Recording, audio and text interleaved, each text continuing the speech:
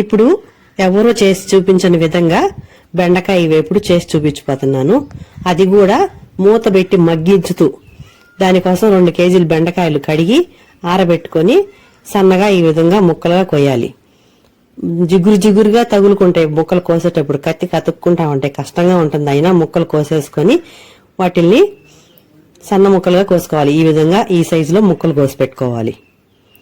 అన్ని ముక్కలు తరిగిన తర్వాత ఒక క్లాత్ పైన ఈ విధంగా ముక్కలన్నీ ఆరబెట్టుకోవాలి. ఎండ ఉంటే ఎండలో అయినా పెట్టుకోవచ్చు, లేదంటే ఇంట్లో ఫ్యాన్ గాలి కిందకైనా ఆరబెట్టుకోవచ్చు.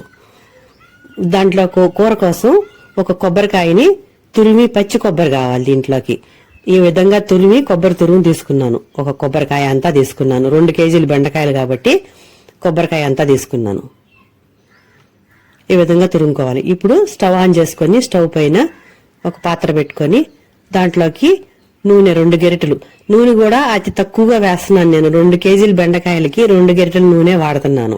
బాగా గమనించండి. నూనె కాగిన తర్వాత దాని పోపు కోసం ఆవాలు, పచ్చిపప్పు, మినపప్పు, జీలకర్ర, ఎండుమిర్చి అన్నీ వేసి వేగనివ్వాలి.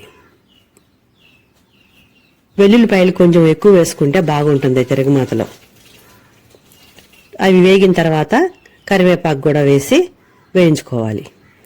కరివేపాకు కూడా వేగిన తర్వాత బెండకాయ ముక్కలు ముందుగా ఆరబెట్టుకున్నాం కదా, ఆ బెండకాయ ముక్కలు కూడా వేసేయాలి నూనెలో.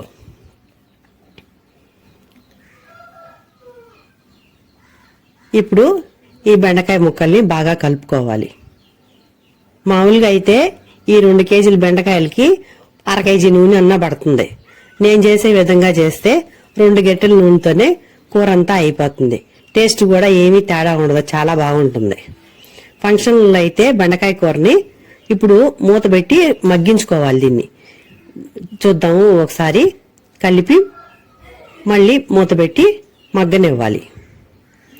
నేను కూర అయిపోయే వరకు ఇట్లా మూత పెట్టి మగ్గిస్తానే చేస్తాను కూర. చూడండి, జిగురు లేదు. ముక్కలు ఆరబెట్టుకున్నాం కదా, జిగురు లేదు. మూత పెట్టేసి మళ్ళీ మగ్గనివ్వాలి. ఫంక్షన్లో అయితే బెండకాయల్ని వడల్లాగా వేయించి చేస్తారు కూరని. చాలా నూనెలో వేయిస్తారు దాన్ని. ఇప్పుడు మళ్ళీ ఒకసారి మూత తీసి బాగా కలుపుకోవాలి. మధ్య మధ్యలో కలుపుకుంటా అట్లా మూత పెట్టి మగ్గించుకోవాలి. ఈ దీంట్లోకి ఒక పెద్ద టేబుల్ స్పూన్ జీలకర్ర, కొన్ని వెల్లుల్లిపాయలు పొడి చేసి పెట్టుకోవాలి. ఇప్పుడు చూద్దాం మూతేసి. దీంట్లోకి ఉప్పును పసుపు వేసిన క్లిప్పు మిస్ అయ్యింది, అందుకని మీకు చూపిస్తున్నాను. రుచికి సరిపడా ఉప్పు, 1 టీ స్పూన్ పసుపు వేసి కలుపుకోవాలి. మళ్ళీ మూత పెట్టి మగ్గించుకోవాలి. ఒకసారి మళ్ళీ తర్వాత ఒకసారి తీసి మూత బాగా కలుపుకొని మగ్గిందో లేదో చూసుకోవాలి. ఎంతసేపు పెట్టినా కూడా బెండకాయ జిగురు రాదు, పొడి పొడిగానే ఉంటుంది. ఇప్పుడు మళ్ళీ మూత పెట్టి మగ్గనివ్వాలి. ఇప్పుడు మళ్ళీ చూద్దాము. బాగా మగ్గిపోయింది కూర.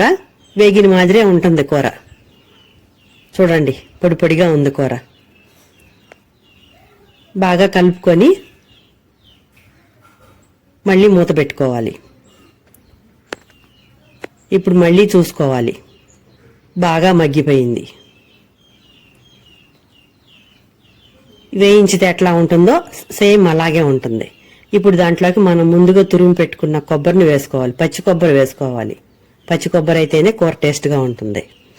ఆ కొబ్బరి అంతా కూరలో కలిపి వేయించుకోవాలి. ఇప్పుడు మూత పెట్టకూడదు, ఇంక వేయించుకోవాలి. మూత లేకుండానే వేయించుకోవాలి. కొబ్బరి వల్ల కూర చాలా టేస్ట్ వస్తుంది. కొబ్బరి వద్దు అనుకుంటే వేరుశనగ పప్పులు ముందుగా నూనెలో వేయించి పెట్టుకొని అవి కూడా వేసుకొని చేసుకోవచ్చు. కానీ కొబ్బరి టేస్ట్ ఎక్కువ బాగుంటుంది.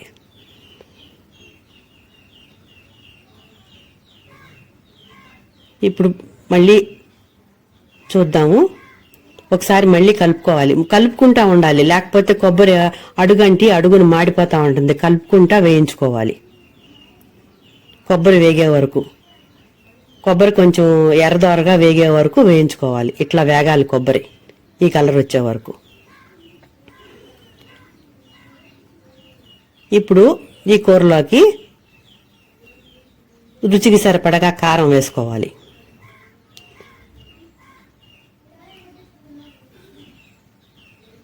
ఎక్కువే పడుతుంది, కొబ్బరి తీపి ఉంటుంది కాబట్టి కారం కొంచెం ఎక్కువే వేసుకోవాలి.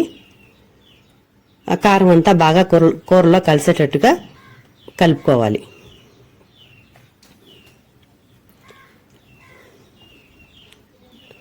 చాలా టేస్ట్గా ఉంటుంది ఈ కూర. ఒకసారి ట్రై చేయండి అందరూ ఈ విధంగా.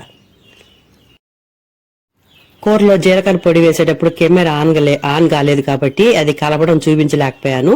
ఆ పొడి వేసి బాగా కలుపుకొని ఇష్టం ఉంటే కొత్తిమీర కూడా చల్లుకోవచ్చు.